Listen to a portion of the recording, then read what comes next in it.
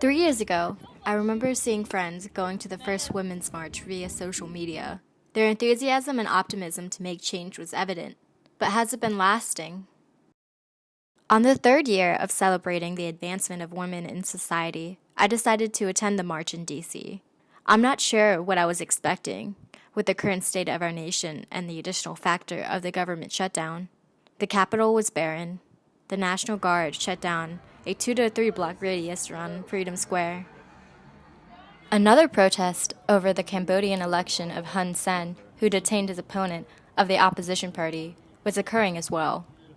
After going to the wrong location, which was changed the day before due to the shutdown, we finally arrived at the march.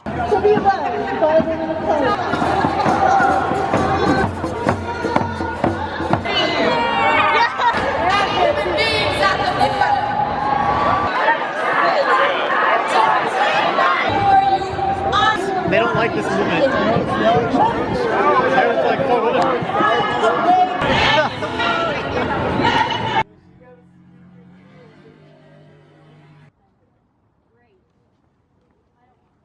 In 2017, the turnout was estimated to be from 200,000 in Washington, D.C. alone, and 3 million to 5 million people throughout the United States, reported by the Washington Post. 2018, there was also a shutdown, causing people to rally to the march with no exact number being reported, but 12,000 RSVP'd on Facebook, with 21,000 being interested for the march in D.C. Though cities like Los Angeles brought out around 500,000, with a total of 1.5 million nationwide that year. This year, it was only around 100,000, according to the Associated Press.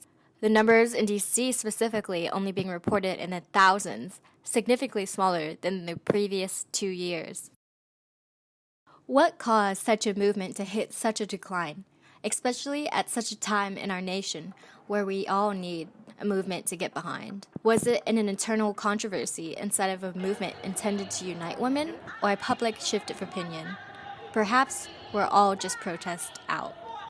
In 2018, according to the New York Times, the Cincinnati-based Black Lives Matter organization stated on their website that the Women's March did not actually welcome minorities and was a poorly veiled campaign to elect more Democrats to resist Trump.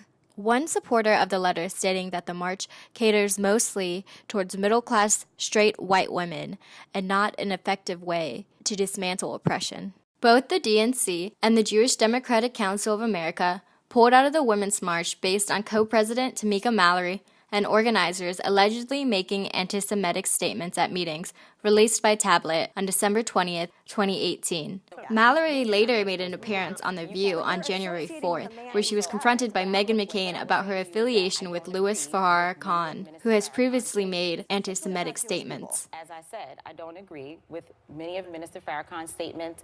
Do you condemn them? I don't agree with these statements.